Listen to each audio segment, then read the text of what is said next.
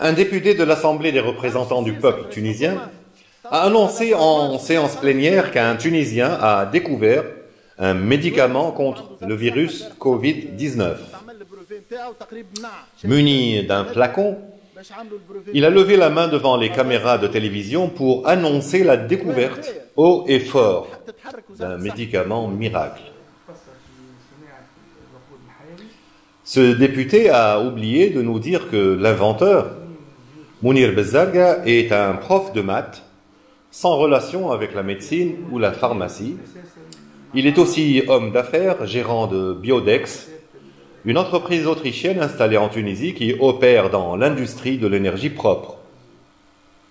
Cette entreprise, Soudouane, est implantée dans la zone industrielle de Mrira et transforme les huiles alimentaires usées en un ester, un produit chimique qui sera ajouté dans un liquide inflammable nommé biodiesel. Cet ester, produit par Biodex, est totalement exporté vers les pays européens et sera utilisé dans les moteurs à explosion des voitures ou des camions. Ce que notre cher député a oublié de dire, c'est que cette usine a fait l'objet de plusieurs poursuites judiciaires pour contrebande des huiles compensées. En effet, grâce à la caisse de compensation, la Tunisie importe de l'étranger des huiles destinées à la consommation locale, des huiles de friture que la ménagère achète à faible coût dans les quartiers populaires.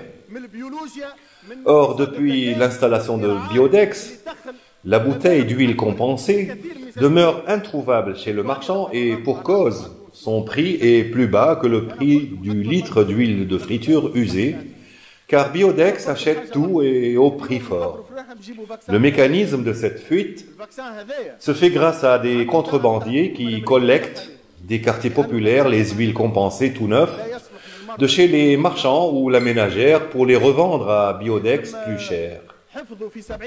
Notre cher député Saïf Eddine Makhlouf, avocat de profession, a pendant longtemps défendu les intérêts de cette entreprise qui délapide les huiles du pays, mais aujourd'hui, au sein de l'Assemblée des représentants du peuple, il se fait encore une fois le porte-voix de son client en vantant les mérites d'un produit issu de sa fabrication, mais cette fois-ci le produit relève de la santé publique car c'est un produit pharmaceutique dont il s'agit et qui n'a pas encore eu les accords de mise en marché du ministère de la Santé. Alors, est-ce que cet avocat connaît-il la loi? La réponse est non, car annoncer la sortie d'un médicament relève des autorités sanitaires compétentes et non pas de l'Assemblée nationale.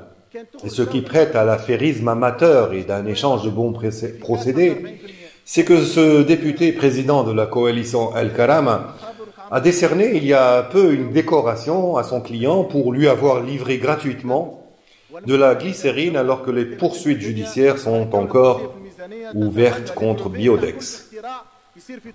Alors il faudrait rappeler à notre cher député que la commercialisation des médicaments en Tunisie est soumise à plusieurs tests et que seul le ministre de la Santé publique est habilité à délivrer sa mise dans le marché.